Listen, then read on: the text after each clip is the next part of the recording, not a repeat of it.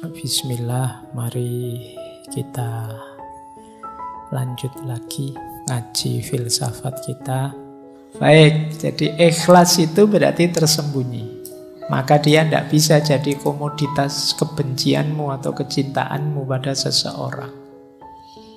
Pilihlah tokoh ini orang ini paling ikhlas loh dia itu. Ya dari mana melihatnya?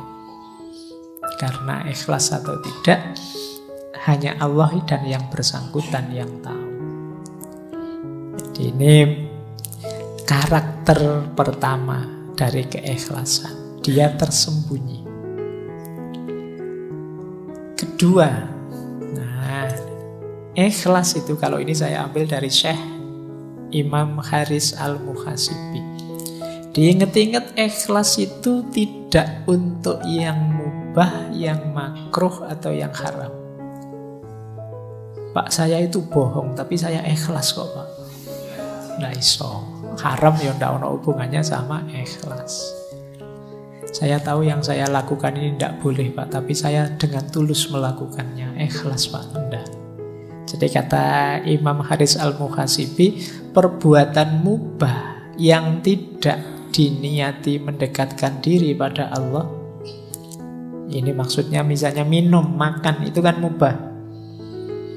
Tidak ada hubung, Pak, saya makannya ikhlas sekali loh, Pak. Kecuali kamu ada niat yang kamu hubungkan dengan Allah. Pak, saya makan ini, Pak, biar kuat ibadah, Pak.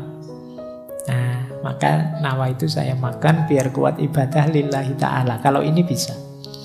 Tapi kalau tidak kamu niati untuk mendekatkan diri pada Allah, ya tidak ada hubungannya dengan ikhlas tidak ikhlas. Perbuatan makruh dan haram tidak mungkin dilakukan dengan ikhlas. Misalnya kata Syekh Haris, membangun rumah untuk kenyamanan diri, memandang sesuatu yang haram dengan dalih ciptaannya Allah. Kadang-kadang yang kamu lihat-lihat di HP tadi kan, lo yang tak contohkan tadi, wah ini kan ciptaannya Allah, Pak, indah sekali, Pak, luar biasa indah. Saya melihatnya mengagumi kebesaran Allah, Pak, itu enggak. Kata Imam Haris, enggak. Dimarahi kalian kalau pakai argumen itu oleh Imam Haris Al-Muhasibi. Jangan sebut-sebut ikhlas dalam perbuatan itu, karena sedikit pun tidak mendekatkan dirimu kepada Allah. Jadi ini catatan. Jadi yang tadi ikhlas itu pasti tersembunyi, kemudian ikhlas itu tidak dalam yang mubah, yang memang dalam status kemubahannya, yang makruh dan juga yang haram. Jadi tidak boleh perbuatan haram kamu cari argumen dengan sudut pandang yang berbeda biar dia jadi halal atau ikhlas lillahi ta'ala. Pak, saya nyogok ini biar orang jahat-jahat yang mau nyogok itu tidak jadi masuk, biar saya saja yang masuk, saya kan orang baik, Pak. Misalnya, nah ini tidak haram itu ya tidak bisa kita ambil perspektif apapun karena zat perbuatannya sudah haram. Kalau yang mubah tadi bisa, mubah itu diniati untuk kebaikan lillahi ta'ala masih bisa, tapi kalau yang haram tidak bisa. Baik, jadi ini karakter kedua. Jadi ikhlas itu tidak untuk yang makruh, yang haram dan mubah yang tidak diniati untuk mendekatkan diri pada Allah. Nah, buahnya ikhlas sekarang. Ini saya ambil dari Syekh Yusuf Al-Qaradawi. Syekh Yusuf Al-Qaradawi dalam kitab beliau Fit Thoriq Ilallah, An-Niyah wal Ikhlas. Ini saya sebut sumbernya, pengarangnya. Maksud saya ini kan mahasiswa-mahasiswa semua. Kalau ada yang ingin ngecek kitabnya silahkan, mungkin berkepentingan untuk bikin tulisan. Buahnya ikhlas itu antara lain jiwamu tenang. Kalau kamu fokusnya hanya Allah saja, yakinlah bahwa Allah tidak mungkin mengecewakanmu. Beda dengan yang lain. Kalau orientasimu Allah saja, jiwamu pasti tenang. Kalau jiwamu tenang, rohanimu kuat, mentalmu tangguh. tidak mudah terpengaruh. Kalau kamu rohanimu kuat, jiwamu tenang, istiqomah jadi mudah. Ini 2 minggu yang lalu kita membahas istiqomah ya. Berarti di antara tipsnya untuk bisa istiqomah apa? Ikhlaslah. Orang itu sulit istiqomah biasanya ketika ada motif lain dari kebaikan yang dilakukan. Misalnya kalian istiqomah sholat duha misalnya, terus niatnya, kata guru saya Pak, sholat duha itu sekian hari, sekian puluh hari, nanti mesti ada rezeki datang tidak disangka-sangka, min haitsu la yahtasib. Oh, terus kalian istiqomah berbulan-bulan duha, kamu tunggu mana ini rezeki yang min haitsu la yahtasib ini kok tidak muncul-muncul. Akhirnya terus kamu jadi malas lagi, istiqomahnya putus-putus. Coba kemarin lillahi ta'ala saja lebih aman, lebih mudah istiqomah. Jadi memudahkanmu istiqomah itu ikhlas. Maka kebaikan apapun, ayo dinawaitui lillahi ta'ala. Lebih nyaman untuk jiwa kita, lebih mudah untuk kita istiqomah. Kemudian ikhlas itu bisa membuat yang mubah tadi jadi ibadah. Makan itu, kalau kita nawaitu lillahi ta'ala, biar saya kuat beribadah ya, yang semula mubah dia jadi ibadah. Kamu jogging pagi-pagi, jalan kaki, biar apa? Biar sehat Pak. Kalau saya sehat nanti saya ibadahku tambah berkualitas, tambah bangun malam kuat, tambah. Ini yang semula mubah saja dia bisa bernilai ibadah. Kamu ngopi itu kan mubah saja. Nah, kalau kamu bisa ngatur niatnya, saya ngopi ini biar kuat melek Pak. Kalau kuat melek, saya bisa tahajudnya bisa tidak terganggu oleh ngantuk bisa. Loh, niatnya ibadah. Bukan nonton sepak bolanya, tapi ibadahnya. Jadi yang mubah bisa jadi ibadah. Kalau ditempeli ikhlas lillahi ta'ala, untuk kepentingannya Allah, ujungnya tetap Allah saja. Kemudian bahkan keinginanmu untuk ikhlas, nawa itu ikhlas, itu sudah ada pahalanya sebelum dilakukan, bahkan sebelum tuntas pun sudah ada keutamaannya, ada pahala-pahala dari Allah. Niat baik saja itu kan sudah pahala. Ya niat yang baik itu kan ya niat lillahi ta'ala. Jadi sebelum dijalankan kebaikan itu masih dalam bentuk niat saja untuk Allah, itu sudah pahala, apalagi sudah dijalankan. Kemudian tentu saja ikhlas itu membuahkan pertolongan dan perlindungan Allah. Kalau ini sisi vertikal. Sisi horizontalnya apa? Membuat kita kuat, teguh saat ada kesulitan. Jadi makanya orang itu yang orientasinya Allah saja, kesulitan apapun tidak membuat dia gelisah. Nah itu seperti munajatnya Nabi waktu beliau dikejar-kejar di Taif, dilempari batu itu kan, beliau bilang, in lam takun hodiban alayya fala ubali. Meskipun aku berdarah-darah seperti ini, ditolak oleh umatku sendiri, dikejar-kejar seperti orang gila, asal engkau tidak murka padaku ya Allah, aku tidak peduli. Oh ini berarti apa? Mentalnya kuat, teguh menghadapi persoalan. Kalau cuma tidak lulus ujian, terancam DO, tidak masalah. In lam takun wadiban alayya fala ubali ya Allah.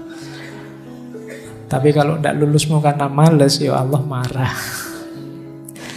Jadi lakukan kebaikan semaksimal mungkin. Kalau hasilnya tidak seperti yang kamu harapkan, tidak masalah. Yang penting Allah ridho. Allah itu ridho karena engkau tidak nabrak aturan-aturan yang Dia tetapkan. Jadi ini buahnya orang ikhlas. Dari vertikal, horizontal, ke dalam, keluar, itu buahnya sangat positif. Latihanlah untuk jadi orang ikhlas. Baik, kita lanjutkan. Nah, sekarang muhasabahnya, ayo dicek.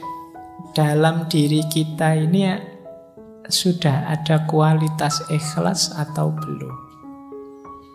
Ini ada beberapa ciri.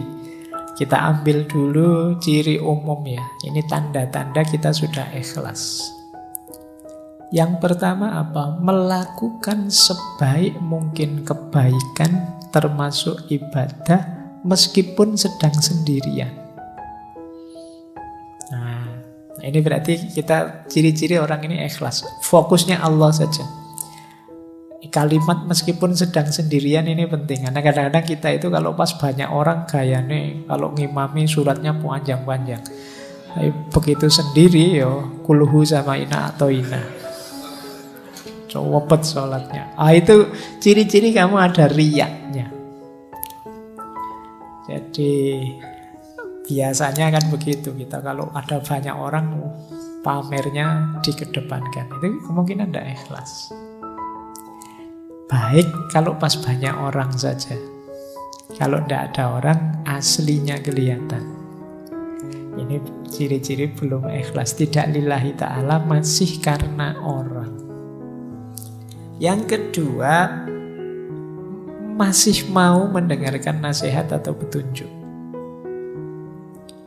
Orang itu ketika ingin dekat dengan Allah, ingin perjalanannya lurus menuju Allah, itu biasanya takut salah jalan, takut tidak diridhoi Allah. Ini membuat dia tidak berhenti belajar. Ketika dia tidak berhenti belajar, ya dia terbuka terus untuk memperbaiki diri. Biar tambah dekat dengan Allah, biar tambah dekat dengan Allah. Jadi cirinya orang ikhlas itu semangat belajarnya tinggi. Kenapa? Dia ingin lebih baik, lebih dekat terus pada Allah. Khawatir keliru, jangan-jangan mulutku saja yang lillahi ta'ala, tapi perbuatanku belum. Maka dia berusaha terus-menerus untuk belajar. Yang ketiga, orang ikhlas itu tidak ingin menonjol dan tidak suka dipuji. Ini mungkin mirip kita ya, cuma dibuang tidaknya. Kita kan ingin selalu menonjol, ingin selalu unggul. Kalau dicueki kita marah-marah. Jadi kalau ada yang muji senang. Nah, ini kemungkinan ya kebaikan yang kita lakukan karena orang.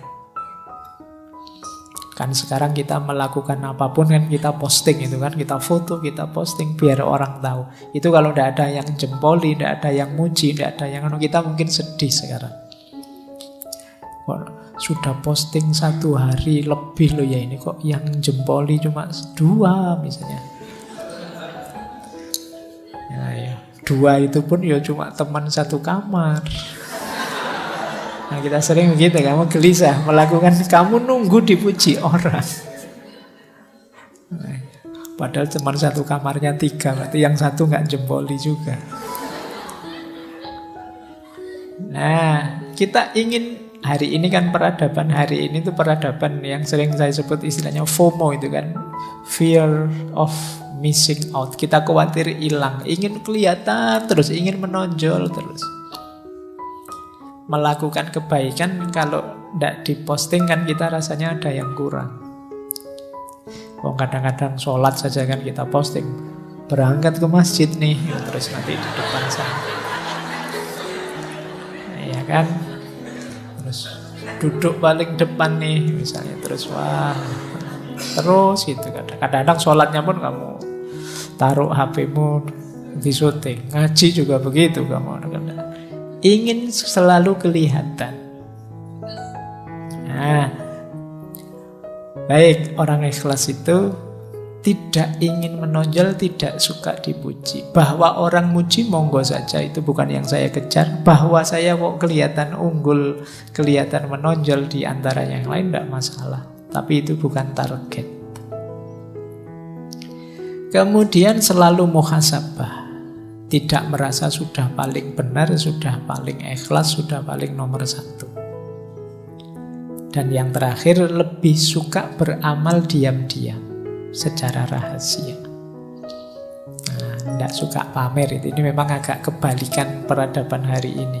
Peradaban hari ini itu orang selalu ingin kelihatan. Mungkin juga mental kita itu, kalau kita kan sering kalau ada apa-apa, tidak ada fotonya hoax, tidak ada videonya hoax. Jadi akhirnya bawah sadar kita itu melakukan apapun ada fotonya, ada videonya. Jadi mungkin peradaban hari ini itu bisa kita sebut peradaban riya. Pamer terus apa-apa pengen dipamerkan. Ini agak hati-hati ya, ini untuk jiwa kita agak masalah orang yang selalu ingin pamer. Kata Syekh Zunun Al-Misri lebih tegas lagi. Kata beliau, orang ikhlas itu adalah orang ketika dipuji atau dicela, dia tidak akan terpengaruh. Pujian dan celaan itu dianggap sama. Kalau dia yakin ini kebaikan, dipuji orang atau dicela orang, dia tetap melakukannya. Ada yang ngasih jempol atau tidak, saya yakin ini baik, ya saya jalan. Ini orang ikhlas. Yang kedua, lupa kalau sudah melakukan kebaikan. Ini berarti orangnya ikhlas. Misalnya sudah memberi utang teman bulan yang lalu, itu mungkin 10 tahun lagi masih diingat. Wah, kamu dulu zaman kuliah kalau bukan. Jadi dieling-eling terus. Temannya hutang 20.000 saja. Ini kamu dulu itu 20.000 belum kamu bayar loh sampai sekarang. Baik, ya berarti memang ya tidak salah, cuma belum ikhlas. Ikhlas itu biasanya tidak dianggap lagi. Sudah melakukan kebaikan, ya sudah saatnya kebaikan selanjutnya. Jadi tidak hanya mengagumi kebaikan yang lama, tapi selalu memproduksi kebaikan yang baru. Cirinya orang ikhlas. Terus yang ketiga, lupa hak-hak dari amal solehnya. Jadi tidak mikir reward. Wah, sampean melakukan ini itu harusnya dapat pahala sekian loh, harusnya. Ya tidak apa-apa lah, monggo terserah Allah saja urusan besarnya balasan pahala. Tidak berpikir ke sana sudah. Menurut saya ini baik, ya sudah. Sampean rajin ke masjid loh. Wah, berarti setiap sholat pahalanya 27 derajat. Ya alhamdulillah monggo, tapi fokusnya tidak ke situ. Jamaah itu baik, dianjurkan, ya saya ikut jamaah ke masjid. Pahalanya dilipat gandakan berapapun, atau jangan-jangan sekarang sudah tidak 27 lagi karena kursnya mungkin berubah. Itu serahkan saja pada Allah kalau tentang itu. Jangan-jangan kamu protes, zaman dulu 27 sekarang masih 27 juga ya harusnya. Monggo lah, pokoknya kamu jamaah saja lah sudah. Tidak usah terlalu dipikir hak balasan dan lain sebagainya. Nah, ini ciri-ciri ikhlas kalau menurut Syekh Zunun Al-Misri. Baik, kita lanjutkan. Ada tips dari Syekh Ibnu Athaillah As-Sakandari, karena tadi ada hubungannya dengan riya. Syekh Ibnu Athaillah menyarankan strategi uzlah, namanya khumul. Khumul itu menyembunyikan diri, mengubur diri, itu khumul. Makanya mungkin ini istilah ini diserap oleh bahasa Jawa jadi kemul. Kemul itu selimut. Kalau kita pakai selimut kan tidak kelihatan. Kata saya Ibnu Athaillah, itfan wujudaka fi ardil khumuli, fama nabata mimma lam yudfan lam yatimmu nata ijuhu. Sembunyikan wujudmu pada tanah yang tidak dikenal. Sebab sesuatu yang tumbuh dari biji yang tidak ditanam tak akan berbuah sempurna.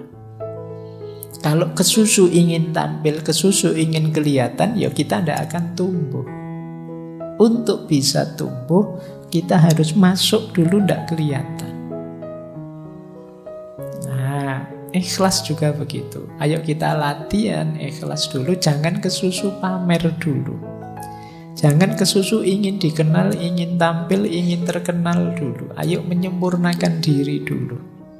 Ayo melatih diri dulu sampai di level ikhlas yang kita tidak lagi punya pamrih duniawi, target-target yang tidak penting selain Allah. Kalau sudah mampu ikhlas, saatnya kita kelihatan. Pasti akan kelihatan. Maka strateginya menurut saya Ibnu Athaillah khumul. Jangan kesusu pamer, fokus saja pada perbaikan diri sampai ke level ikhlas. Jadi strategi pertama ini. Strategi kedua, di sini kita baru ketemu mahabbah. Untuk bisa ikhlas, hubungan kita dengan Allah, ayo kita tingkatkan ke level mahabbah. Tidak sekedar level formalitas, kewajiban, apalagi keterpaksaan. Kenapa kalau di level mahabbah lebih mudah ikhlas? Karena dalam hubungan cinta, orang itu yang jadi fokus, yang jadi perhatian, yang jadi target keinginan itu hanya yang dicintai. Dalam cinta orang bahkan mengorbankan dirinya, egonya demi yang dicintai. Loh, ini kalau yang kita cintai Allah kan berarti hidup kita tadi ikhlas itu kan lillahi ta'ala, hanya untuk Allah saja, otomatis terpenuhi. Jadi begitu relasi kita dengan Allah adalah relasi cinta mahabbah, otomatis tanpa diminta hubungan kita dengan Allah jenisnya jenis ikhlas. Jadi ikhlas itu kan yang dalam mahabbah itu kan cirinya apa? Mahabbah itu unconditional, tanpa syarat. Orang yang benar-benar cinta itu kan kalau melakukan kebaikan untuk yang dicintai itu kan tanpa syarat. Tanpa aku cinta padamu asal engkau mau begini ya begitu, itu namanya belum cinta. Ini di sesi-sesi cinta sudah bolak-balik dijelaskan. Cinta yang sejati itu unconditional. Aku mau sama kamu asal IP-mu minimal 3,7 lah kalau masih. Nah, ini namanya tidak cinta. Aku mau asal gajimu sekian, ini namanya kondisional. Kalau cinta itu unconditional. Jadi sama Allah juga begitu, tidak pakai tawar-menawar. Kenapa kok kamu serius sekali ibadah? Biar Allah itu memberi anugerah, saya bisa kaya raya, saya punya banyak karomah, bisa jalan di atas air, atau saya punya apa. Tidak itu, tujuanku Allah saja. Jadi fokusnya hanya Allah saja, orientasinya hanya ridhonya Allah saja. Kayak kalian yang sedang jatuh cinta, itu kan ketika membahagiakan yang kamu cintai, itu kan senangnya luar biasa. Ya tidak harus pacarmu, orang tuamu pun yang sangat kamu cintai, kalau kamu bisa membahagiakan mereka, itu kan senangnya luar biasa. Maka cintailah Allah, otomatis hubunganmu dengan Allah berubah jadi hubungan ikhlas tadi, hubungan yang bersih, jernih, tidak ada yang lain selain Allah saja. Nah, ini strategi kedua. Yang pertama tadi humul, yang kedua mahabbah.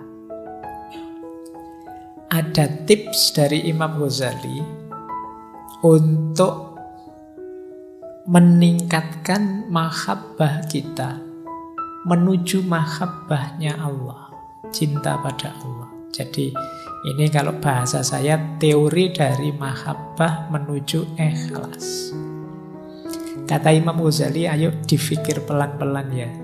Orang itu sebenarnya secara alamiah itu harusnya mencintai Allah. Nah, ini rutenya ini. Yang pertama apa? Orang itu biasanya muhibbun li nafsihi. Cinta pada dirinya. Ini yang disebut ego tadi. Jadi ingin menyenangkan dirinya itu muhib li nafsihi. Orang ini karena ingin menyenangkan dirinya, muhibbun li nafsihi, pada akhirnya muhibbun lil muhsin alladzi ahsana ilaihi. Dia juga sebagai efeknya apa? Cinta pada orang yang berbuat baik kepadanya. Orang yang menyenangkan dia, membahagiakan dia. Nah, ini secara natural begitu. Orang itu secara alami cinta pada dirinya, berarti sebenarnya dia jika cinta pada orang lain yang membahagiakan dirinya. Nah, itu muhsin alladzi ahsana ilaihi. Berarti apa? Sebenarnya kita itu punya fitrah al-muhib lil muhsin. Kita itu sebenarnya cinta pada orang baik. Jadi karena orang baiklah yang punya kemungkinan berbuat baik padaku. Siapapun itu orang baiknya. Nah, kalau naik lagi satu level sebenarnya dari orang baik. Kenapa sih kok kita cinta pada orang baik? Karena dalam diri orang baik ada kebaikan. Berarti apa? Sebenarnya kita itu mencintai kebaikan. Kalau kita mencintai kebaikan, kalau kita berpikir lagi lebih dalam, sebenarnya ada Sang Maha Baik, yaitu Allah. Jadi semua tadi pada ujungnya, kalau kita mau merenung agak dalam, sebenarnya cinta kita itu harusnya sudah tumbuh pada Allah. Hanya saja selama ini kita tidak pernah merenung sedalam itu.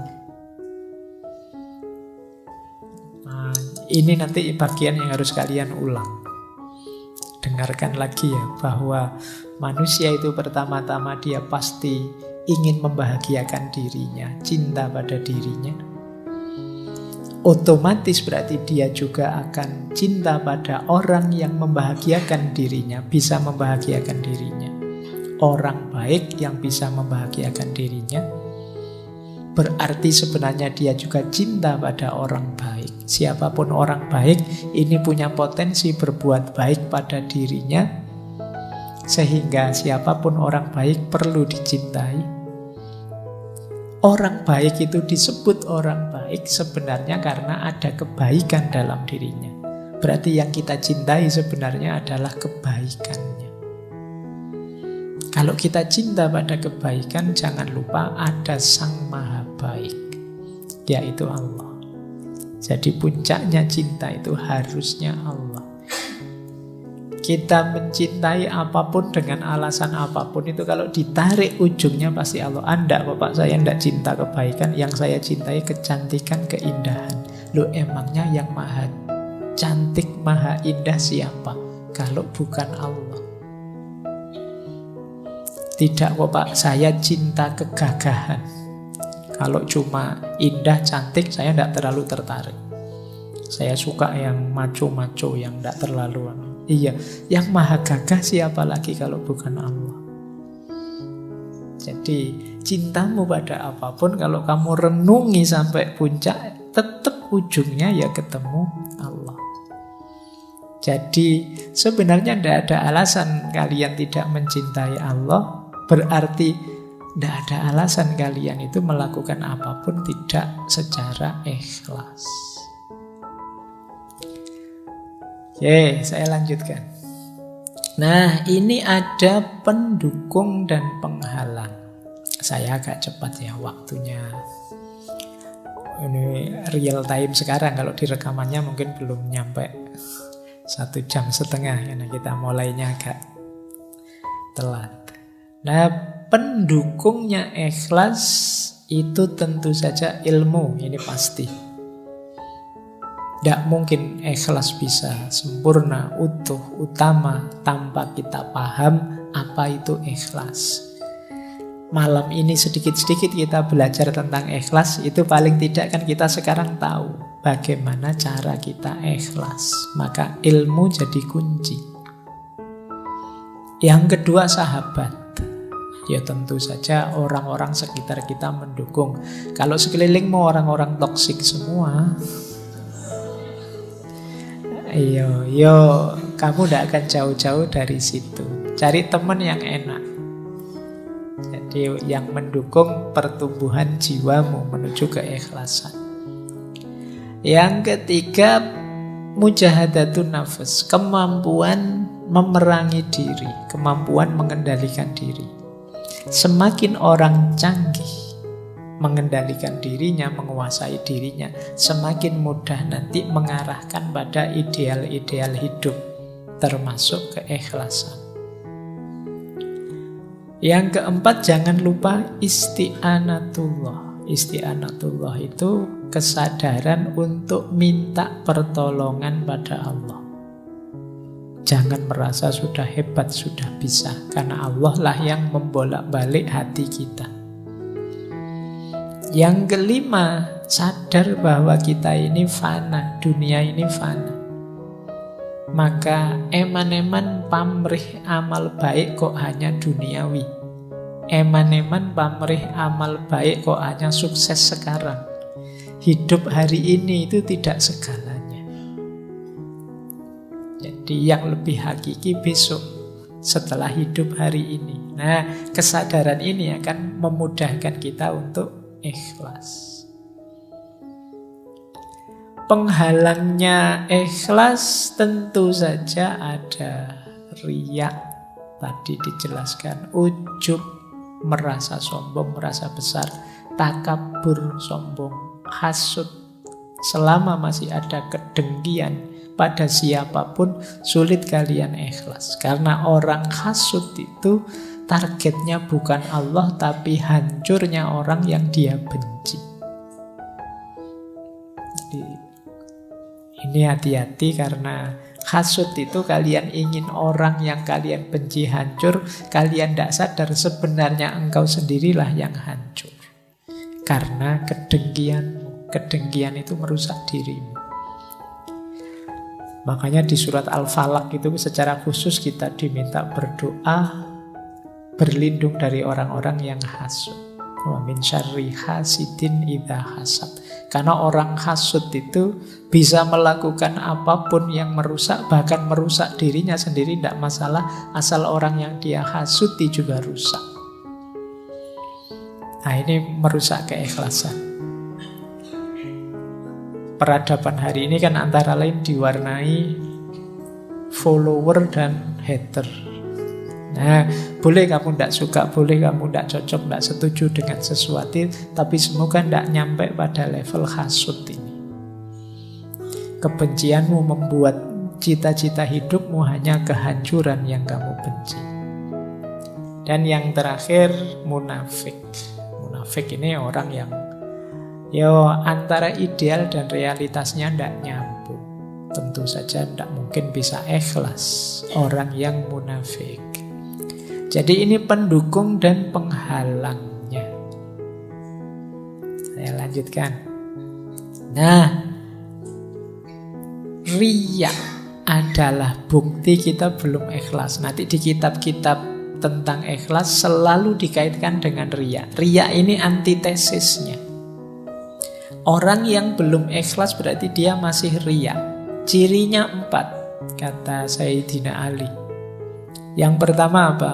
Males kalau sendirian, rajin jika banyak orang, tambah rajin kalau dipuji, males kalau sudah dicela, dikritik.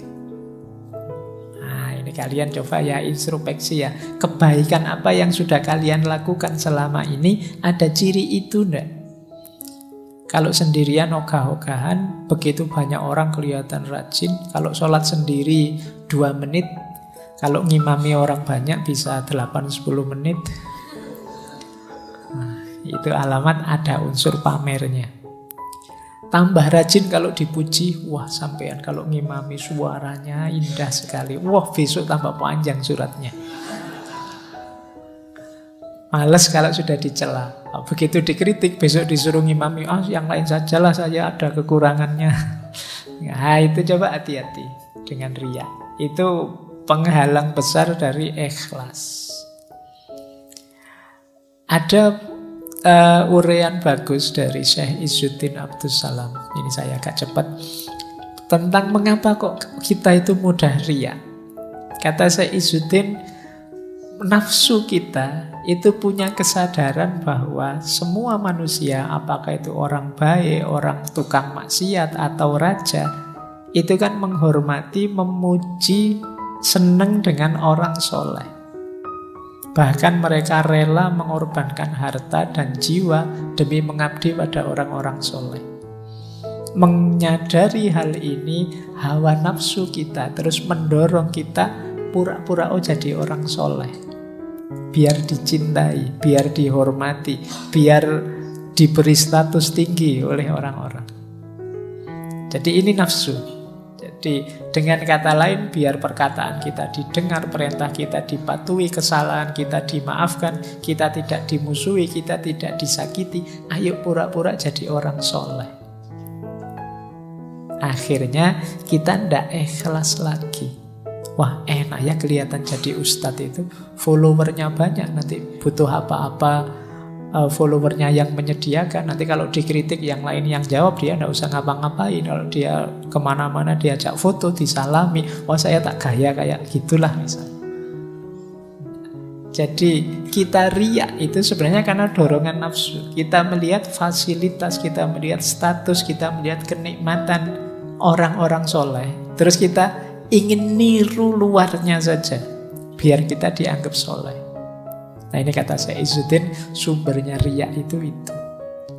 Kenapa sih kalau pas ngimami orang banyak kita terus suratnya panjang, biar kita dianggap orang yang hafalannya banyak, kita dianggap orang yang hafid yang luar biasa dan seterusnya. Nah ya lagi-lagi tetap ikhlas hendak itu dalam batin. Ini untuk kita sendiri ya, jangan dipakai nembak orang. Dan kita itu kan sering kalau dapat gini-gini kita pakai nembak orang lain. Oke, nah ini saya bacakan cepat. Kita sering terjebak di sini. Termasuk riya adalah pertama apa? Agar kita tidak dicela orang. Antara lain apa? Ini termasuk riya kata Syekh Izzuddin. Pura-pura di depan karena takut dipandang rendah. Wah, ini saya harus duduk paling depan ini, biar dianggap santri yang paling rajin misalnya. Kalau niatnya itu riya. Jadi, atau bersedekah karena takut dianggap pelit. Berperilaku seperti orang soleh karena khawatir dianggap orang biasa. Wah, saya sotakonya tak beri yang banyak biar dianggap dermawan. Nah, ini karena takut dianggap pelit.